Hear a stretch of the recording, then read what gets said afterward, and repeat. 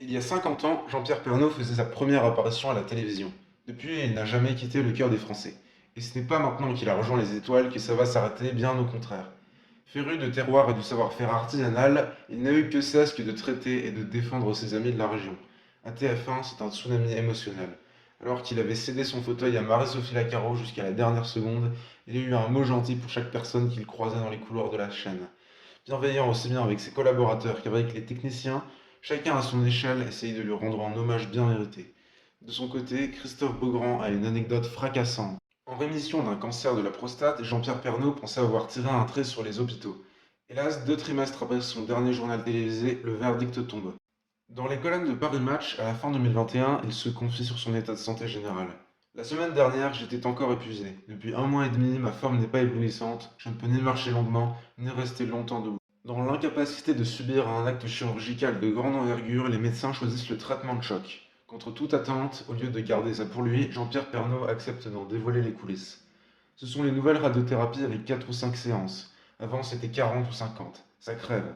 Ça crée une inflammation dans le poumon. Ça me fait tout sauter depuis 3 mois. Dans un sourire, il tente de nuancer ses propos. Conscient qu'il peut traumatiser des générations de fans et ses enfants, il nous rassure comme il peut. Quand je suis à l'antenne, c'est marrant, je ne tousse pas. Au début 2022, les spécialistes recommandaient à Jean-Pierre Pernaut de faire un bilan général. À croire qu'il se sentait menacé, le journaliste a décidé de faire ses valises en direction des Maldives. Il ne le savait pas encore, mais il s'agissait de ses derniers moments de bonheur. Dès son retour de vacances, tout s'enchaîne. Entre les minuscules AVC qui troublent son quotidien et cette opération à cœur ouvert, difficile de ne pas y passer des plumes. Lors de sa convalescence, le pire survient, ses reins lâchent. Face à la souffrance, on le plonge dans un coma artificiel.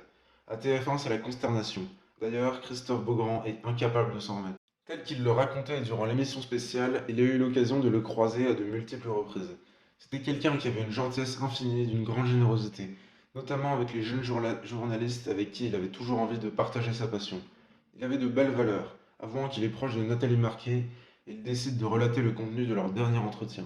Ayant appris que Jean-Pierre Pernaut était hospitalisé, le protocole sanitaire l'empêche de rendre visite à son ami. Face à son smartphone, il choisit de lui manifester son soutien par message. Ce n'est pas un scoop, il en a l'habitude.